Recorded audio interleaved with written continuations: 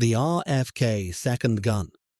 On June 5, 1968, in the cramped pantry of the Ambassador Hotel in Los Angeles, Senator Robert F. Kennedy lay dying on the kitchen floor, surrounded by broken glass and blood.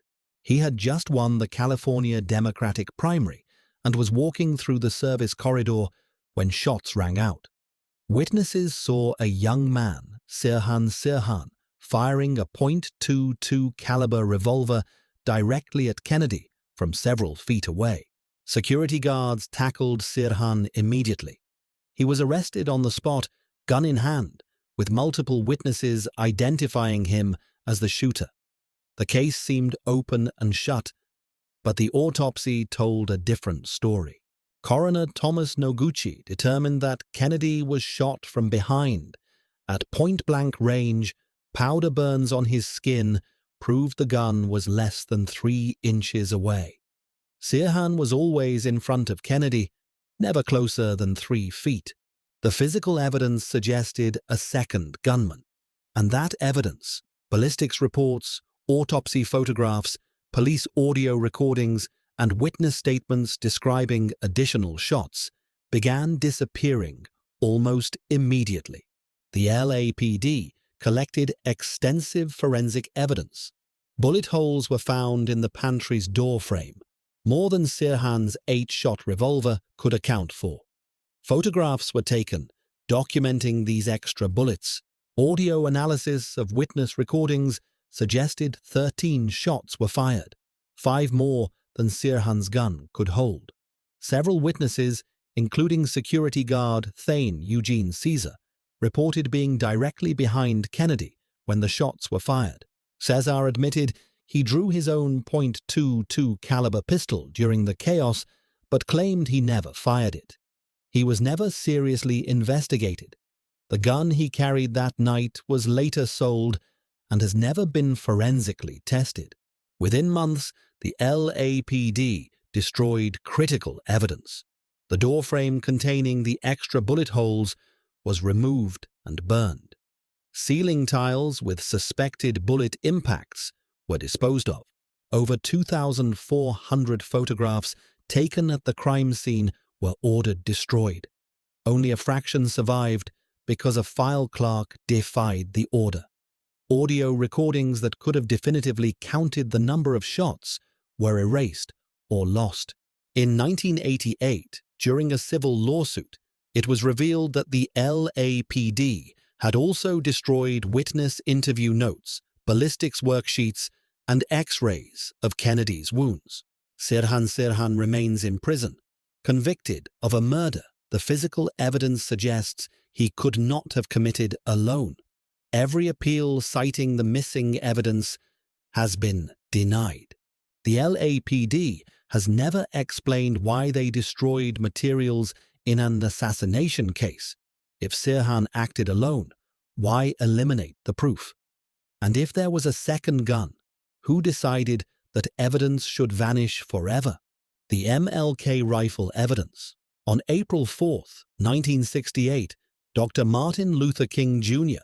was shot and killed on the balcony of the Lorraine Motel in Memphis, Tennessee. Within days, authorities identified a suspect, James Earl Ray, a small-time criminal and escaped convict who had allegedly purchased a Remington .30-06 rifle and rented a room with a view of King's balcony. A rifle was found, abandoned near the scene, wrapped in a blanket with Ray's fingerprints. Ray fled the country, was captured in London, and extradited to stand trial. But he never went to trial. Under intense pressure, Ray pleaded guilty in March 1969, receiving a 99-year sentence. 3 days later, he recanted, claiming he had been coerced and set up by a mysterious figure named Raoul. He demanded his case be reopened, citing evidence that would prove his innocence. That evidence, the rifle's ballistics report, photographs of the crime scene, trajectory analysis, and witness statements, was never fully disclosed. Much of it has since disappeared from official records. The rifle found at the scene was critical. If ballistics could definitively match it to the bullet that killed King, Ray's guilt would be undeniable. But the bullet removed from King's body was too damaged for conclusive comparison. The FBI's ballistics report stated only that the bullet was consistent with having been fired from Ray's rifle, not a definitive match. Ray's attorneys requested independent testing. It was denied. Ray asked for the rifle to be re-examined using modern forensics. The request was denied multiple times over 3 decades. When researchers finally gained limited access to the physical evidence in the 1990s, they found inconsistencies. The scope mounted on the rifle was not sighted properly, making an accurate shot from the alleged distance nearly impossible without adjustment. Witnesses at the scene complicated the official narrative. Several people reported seeing a figure in the bushes below Ray's alleged sniper position, not in the boarding house window. Police photographs taken immediately after the shooting show bushes trampled and disturbed, suggesting someone had been there. Those photographs were not entered into evidence during Ray's guilty plea and have since been lost or mislabeled in archives. Audio recordings of police radio traffic from that night, which could have documented police movements and response times, were erased or are incomplete. In 1997, Dexter King, Martin Luther King Jr.'s son, met with Ray and publicly stated he believed Ray was innocent. In 1999, a civil trial brought by the King family concluded that King's death was the result of a conspiracy involving government agencies. But Ray never got his criminal trial. He died in prison in 1998, still claiming he was framed. The rifle, the ballistics, the crime scene photos, evidence that could have proven his guilt or innocence, remain incomplete, scattered, or missing. If Ray was the lone assassin, why not preserve the evidence?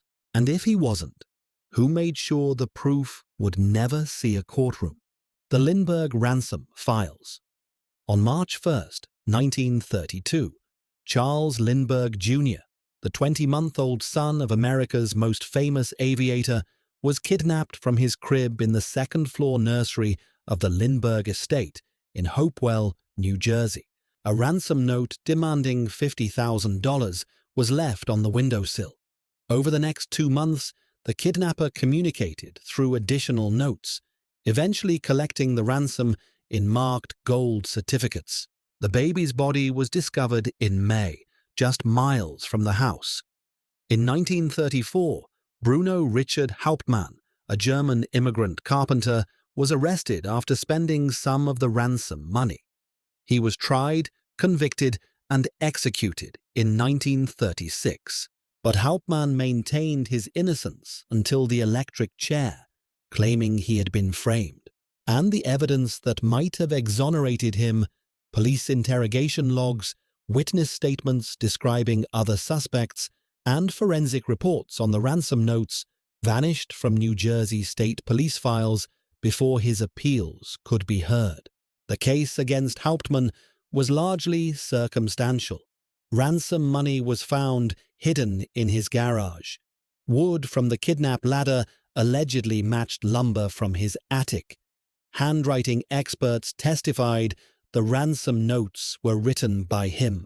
But inconsistencies plagued the investigation from the start. The ransom was paid to a man whose description didn't match Hauptmann. Multiple witnesses reported seeing suspicious individuals near the Lindbergh estate, who were never identified or questioned. One witness, Millard Whited, changed his testimony multiple times, originally saying he saw no one, then suddenly identifying Hauptmann only after reward money was offered. Hauptmann's defense team discovered that critical evidence had gone missing. Police notes from the initial investigation, which documented other suspects and leads, were never turned over to the defense.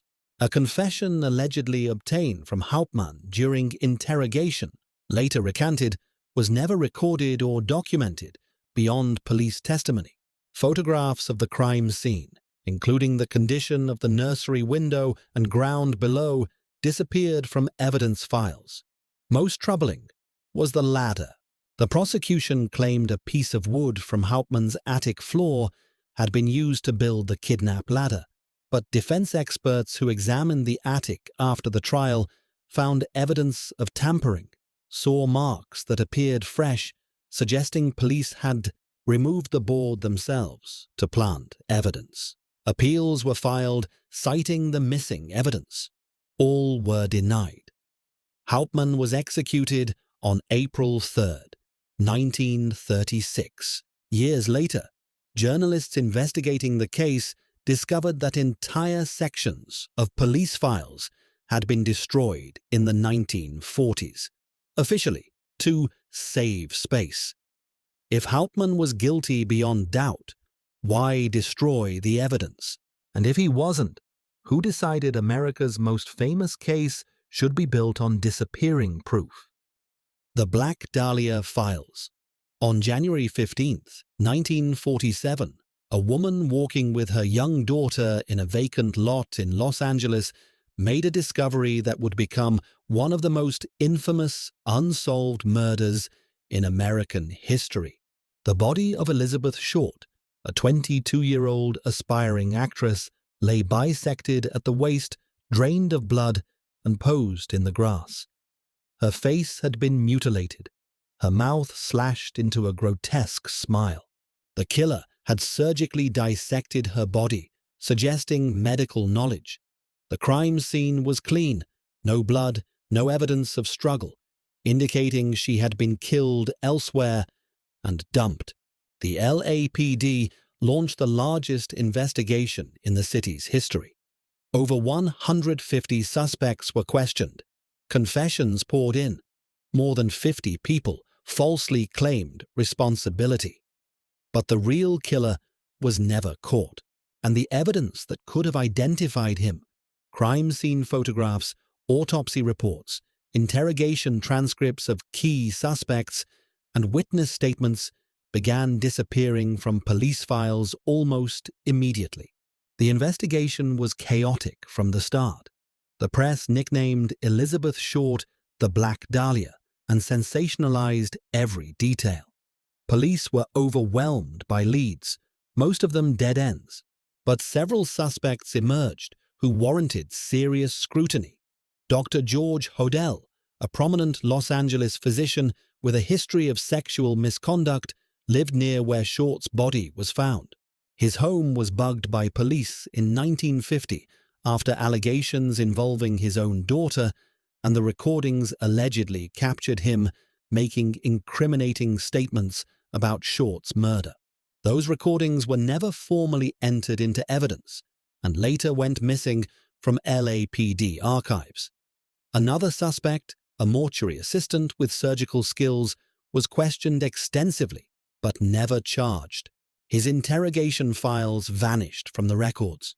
Witnesses who reported seeing Short with various men in the days before her death gave detailed statements to police.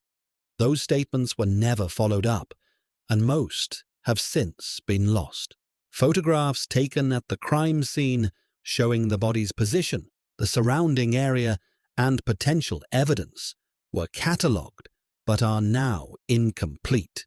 The official case file, which should contain all investigative materials, is missing entire sections. In 1991, a former LAPD detective admitted that evidence in high-profile cases was sometimes cleaned up to protect prominent individuals from scandal. In 2003, Steve Hodel, George Hodel's son and himself a former LAPD detective, published evidence linking his father to the murder, including photographs found in his father's possession that allegedly showed Short.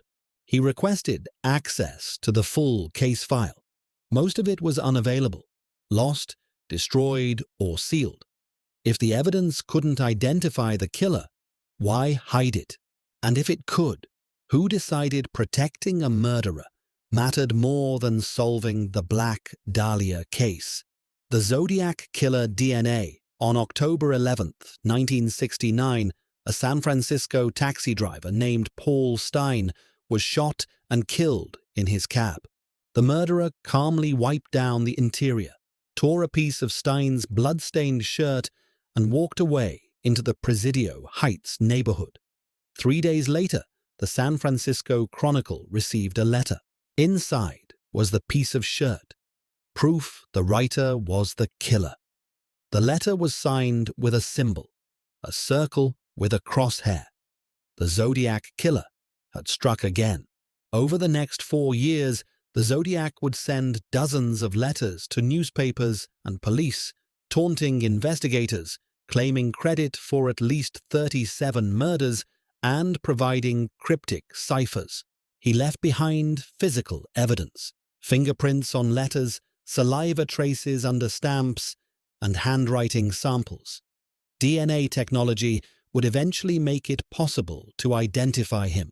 But when modern forensic scientists requested access to the original letters in the 2000s, they discovered something disturbing. Critical pieces of evidence had been lost, destroyed, or contaminated beyond use. The Zodiac case generated mountains of evidence.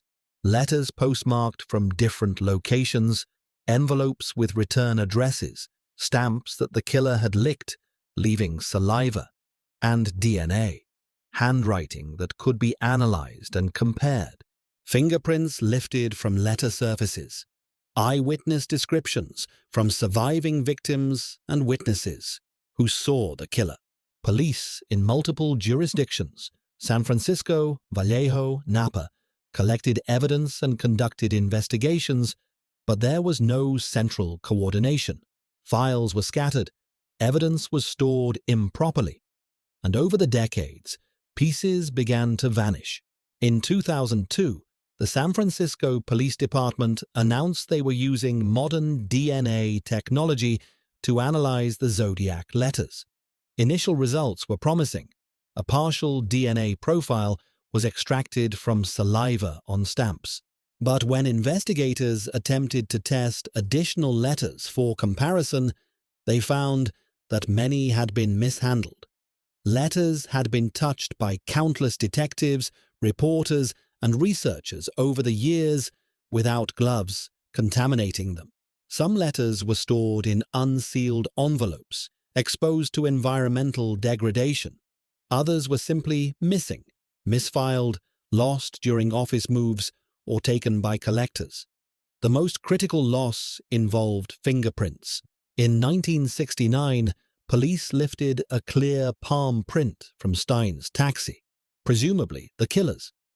For decades, this print sat in evidence, waiting for technology to advance. But when the SFPD attempted to run it through modern databases in 2020, they discovered the original print card had deteriorated.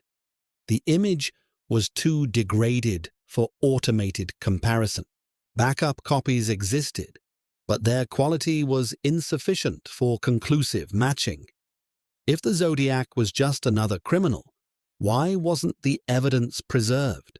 And if the DNA and fingerprints could identify him, who allowed 50 years of evidence to crumble into dust? The Leo Frank evidence. On April 27, 1913, the body of 13-year-old Mary Fagan was found in the basement of the National Pencil Factory in Atlanta, Georgia. She had been strangled.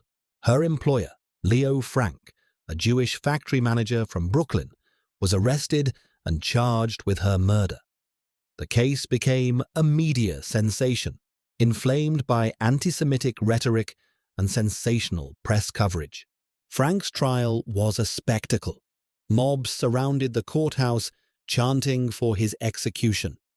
The prosecution's case relied heavily on the testimony of Jim Conley, a black janitor with a criminal record who claimed he had helped Frank move the body. Frank was convicted in August 1913 and sentenced to death. But the evidence was deeply flawed. Multiple witnesses provided Frank with an alibi. Conley's testimony contained contradictions, and forensic evidence suggested the murder occurred when Frank wasn't even at the factory. Frank's defense team prepared an appeal, citing suppressed evidence that could exonerate him. Then that evidence began to disappear. The key evidence involved witness statements. Several factory workers testified they had seen Mary Fagan alive after Frank had allegedly left the building, evidence supporting his alibi. But their affidavits were never properly entered into the trial record. After the conviction, some of these witnesses recanted or provided additional testimony supporting Frank's innocence. Those recantations were filed with the court but vanished before the appeal hearing. Jim Conley, the prosecution's star witness, had changed his story multiple times during interrogations, first denying involvement, then admitting he wrote ransom notes found near the body, then finally accusing Frank. Police notes documenting these contradictions were never turned over to the defense. Forensic evidence also disappeared. The crime scene had been contaminated. Police allowed journalists and curiosity seekers to trample through the basement before evidence was properly collected. Photographs documenting the scene's condition were taken, but only selectively presented at trial. Images showing evidence that contradicted the prosecution's timeline were not included, and the original negatives later went missing. A bloody shirt found near the body was tested, but the results, showing the blood was not Mary Fagan's type, were never introduced. That evidence report disappeared from the case file. In 1915, Georgia's governor, John Slayton, reviewed the case and commuted Frank's sentence to life in prison, citing serious doubts about his guilt. An enraged mob stormed the prison where Frank was held, dragged him from his cell, and lynched him.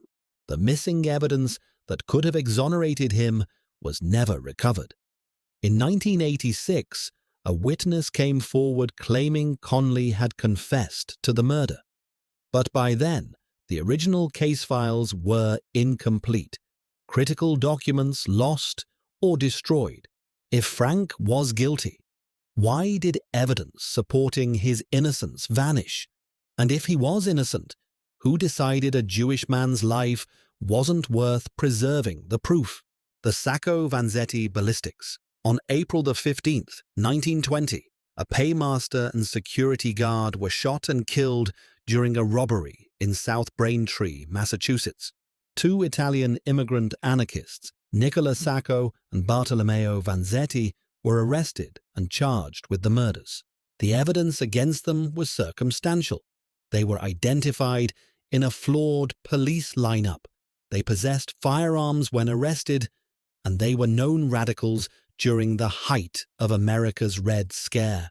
The prosecution's case hinged on ballistics. A bullet recovered from one victim allegedly matched Sacco's pistol. But the ballistics evidence was contested from the beginning. Defense experts testified the bullet didn't match. Witnesses described the killers as having different physical features than the defendants. And critical evidence, the original ballistics reports, comparison photographs, and test-fired bullets, disappeared from the evidence room during the appeals process, making independent verification impossible. The trial, held in 1921, was poisoned by prejudice. Judge Webster Thayer openly expressed contempt for the defendants, calling them anarchist bastards outside the courtroom. The jury was never sequestered, despite inflammatory press coverage. The prosecution presented ballistics testimony from Captain William Proctor, who stated that the fatal bullet was consistent with being fired from Sacco's gun, a careful phrase that stopped short of a definitive match. After the conviction, Proctor signed an affidavit admitting he had been coached to use ambiguous language because he didn't actually believe the bullet came from Sacco's weapon. That affidavit was filed with the court but disappeared before it could be presented in appeal. More troubling was evidence suggesting the ballistics had been tampered with. Defense investigators discovered that bullet 3, the fatal bullet, had different markings than those documented in initial police reports, suggesting it had been switched. Requests to conduct independent ballistics testing were repeatedly denied. Then, during the appeals process, the original test-fired comparison bullets, which would have proven whether a switch occurred, vanished from the evidence locker. Court officials claimed they had been misplaced. Without them, the defense couldn't prove tampering. New evidence emerged years after the executions.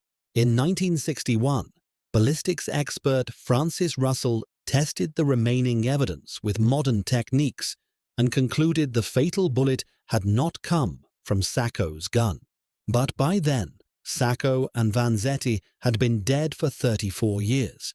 Executed in the electric chair on August 23, 1927, despite worldwide protests and pleas for clemency. In 1977, Massachusetts Governor Michael Dukakis issued a proclamation declaring the trial had been unfair. But the missing evidence was never recovered. If the ballistics proved their guilt, why did the evidence disappear? And if it didn't, who decided 2 immigrants should die rather than admit the case was built on vanishing proof? The Scottsboro Medical Records. On March 25, 1931, 9 black teenagers were pulled from a freight train in Paint Rock, Alabama, and accused of raping 2 white women, Victoria Price and Ruby Bates. Within 2 weeks, all 9 were tried, convicted by all-white juries, and 8 were sentenced to death. The trials lasted a combined total of 3 days. No credible evidence was presented, only the testimony of the 2 accusers, whose stories contained glaring contradictions. But there was physical evidence that could have exonerated the boys. Medical examinations conducted on both women within hours of the alleged assault. The examining physician found no physical trauma, no bruising, and only trace amounts of semen, inconsistent with the violent gang rape described by the accusers. His full medical report was never entered into evidence during the original trials, and when defense attorneys demanded access to the records for appeal, they discovered the documents had been removed from the court files. Dr. R. Bridges examined Victoria Price and Ruby Bates approximately 90 minutes after the alleged assault.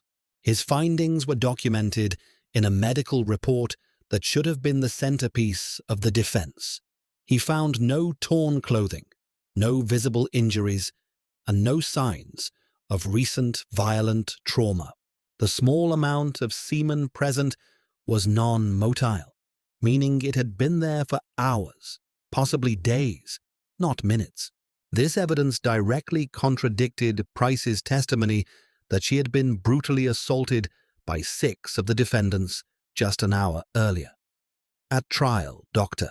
Bridges was called to testify, but prosecutors limited his testimony to confirming that semen was present, not the full scope of his findings.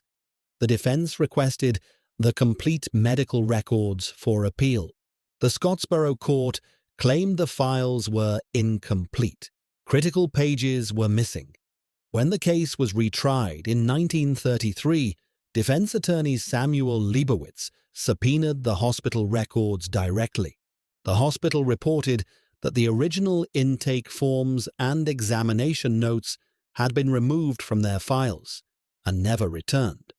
Without the medical evidence, the defense relied on attacking the credibility of the accusers. Ruby Bates eventually recanted, admitting the rape never happened and that she had been pressured to lie. But Victoria Price maintained her story, and the prosecutions continued. The trials dragged on for years. Convictions were overturned, retrials ordered, but the missing medical evidence was never recovered. Charges against 4 of the Scottsboro boys were eventually dropped. The other 5 served years in prison for a crime that the physical evidence, had it been preserved, would have proven never occurred. In 2013, Alabama officially pardoned the Scottsboro boys, acknowledging the injustice. But the medical records that could have freed them in 1931 are still missing. If the evidence supported the accusers, why hide it? And if it didn't, who decided 9 lives were worth less than a lie? The Rosenberg Spy Files. On June 19, 1953, Julius and Ethel Rosenberg were executed in the electric chair at Sing Sing prison, convicted of conspiracy to commit espionage, specifically passing atomic bomb secrets to the Soviet Union. They were the first civilians executed for espionage in U.S. history, and their case became one of the most controversial trials of the Cold War. The prosecution's case rested largely on the testimony of Ethel's brother, David Greengold, a machinist at Los Alamos who admitted he had passed secrets to Julius and claimed Ethel had typed up the stolen documents. But the Rosenbergs maintained their innocence, and their defense team argued that the evidence was fabricated or exaggerated. What might have proven them right or confirmed their guilt were the FBI surveillance files on other members of the spy ring, intercepts of Soviet communications identifying the conspirators, and records of what other arrested spies had actually confessed. Those files were classified during the trial and have never been fully released. Key sections remain redacted or have been destroyed, making it impossible to know the full scope of the Rosenbergs' involvement or whether Ethel was involved at all. The case against the Rosenbergs was built on testimony from accomplices seeking leniency. David Greengold, facing decades in prison, agreed to testify against his sister and brother-in-law in exchange for a lighter sentence. His wife Ruth corroborated his story, but their accounts changed over time. Details were added in later testimonies that hadn't appeared in initial FBI interviews.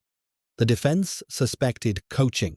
FBI documents that could have revealed whether the Greengold's testimony had been shaped by prosecutors were classified as national security material and withheld from the defense. More critically, the U.S. government possessed Soviet intelligence cables intercepted through the Venona Project, a secret program that had cracked Soviet codes. These cables allegedly confirmed Julius Rosenberg's involvement in espionage, but they said almost nothing about Ethel. The government never disclosed the Venona decrypts during the trial, fearing it would reveal to the Soviets that their codes had been broken. Without this evidence, the jury never knew that the case against Ethel was almost entirely based on her brother's word.